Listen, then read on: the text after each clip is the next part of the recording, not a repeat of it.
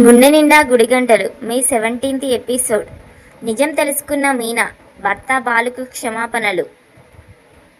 గుండె నిండా గుడిగంటల సీరియల్ రోజు రోజుకి కొత్త ట్విస్టులతో ఆకట్టుకుంటుంది. ఇక నేటి కథనం చాలా ఆసక్తికరంగా సాగింది. మీనా తమ్ముడు శివ చేయి విరిగిపోవడంతో అందరూ బాలును నిందిస్తూ ఉంటారు. బాలుని అకారణంగా శివాను కొట్టాడని అందరూ అపార్థం చేసుకుంటూ ఉంటారు.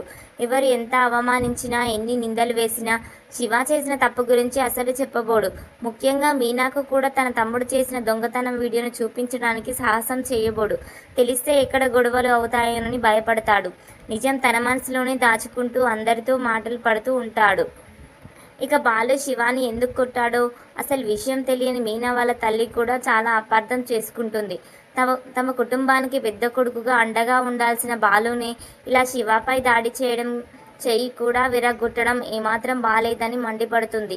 కాస్త బాలు ప్రవర్తన పైన కూడా కోపం చేస్తుంది. ఇక బాలు మీనాతో పాటు మీనా తల్లి కూడా అవమానించడం ప్రారంభించడంతో తట్టుకోలేకపోతాడు. బాలుకి కోపం కట్టలు తెంచుకుంటూ ఉంటుంది. ఒకసారి మీనా వాళ్ళ తల్లిపైన మండిపడతాడు.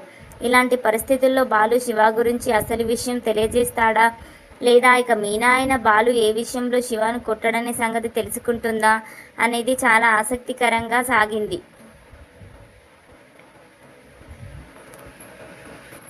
మీనా తండ్రి చనిపోయి ఏడాది కావడంతో ఇంట్లో వాళ్ళందరూ సంవత్సరికం చేయడానికి ఏర్పాట్లు చేస్తారు.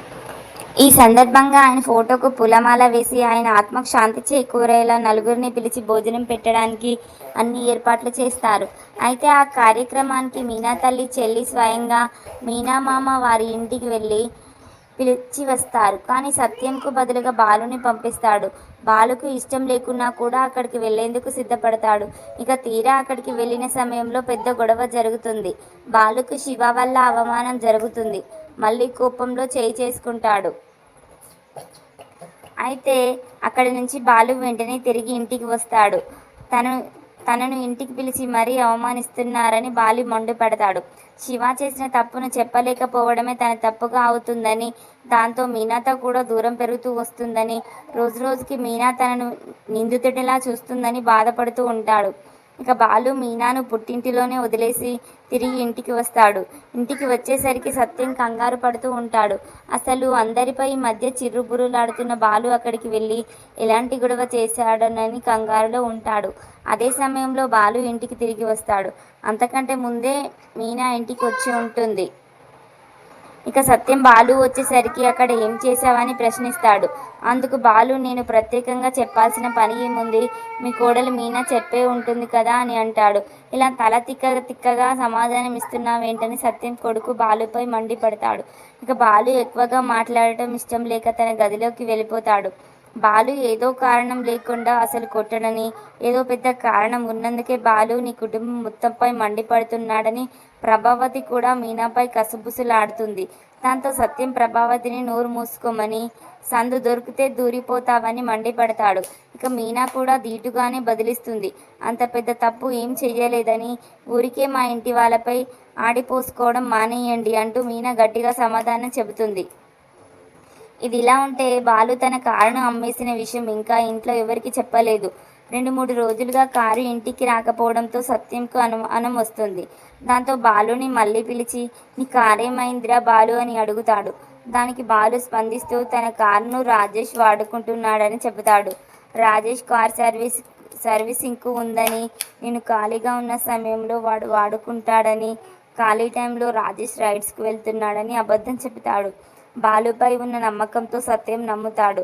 ఇక మళ్ళీ తిరిగి తన గదిలోకి వస్తాడు. ఇక బాలు స్నానం చేసేందుకని బాత్రూమ్కి వెళ్తాడు. వెళ్లే ముందు తన ఫోన్లోని శివ దొంగతనం వీడియోని, గుణ వీడియోలను చూస్తూ ఉంటాడు.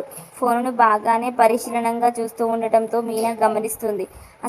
అసలు అందులో ఏముందనే విషయాన్ని మీనా తెలుసుకోవాలని అనుకుంటుంది. బాలు బాత్రూమ్కి వెళ్ళగానే వెంటనే వెళ్ళి ఫోన్ ఓపెన్ చేసి చూస్తుంది. ఇక మీనా ఆ వీడియోలను చూసేలోపు బాలు బయటకు వచ్చి మీనా దగ్గర ఉన్న ఫోన్ను లాక్కుంటాడు. దాంతో మీనా కోపంగా చూస్తుంది. ఎందుకన్నా ఫోన్ లాగేసుకున్నామని బాలుపై మండిపడుతుంది. ఏం లేదని చెప్పి బాలు వెళ్ళిపోతాడు. ఇక ఆ ఫోన్లోనే ఏదో ఉందని మీనా సందేహం వ్యక్తం చేస్తుంది. శివాను కొట్టడానికి సంబంధించిన వీడియోలు లేదా ఫోటోలు ఏదో ఉండొచ్చని అనుమానం వ్యక్తం చేస్తుంది. ఇక ఎలాగైనా ఆ సంగతి తెలుసుకోవాలని ప్రయత్నిస్తుంది. ఈ క్రమంలో బాలు మీనాకు నిజం చెప్పే ప్రయత్నం చేస్తాడు.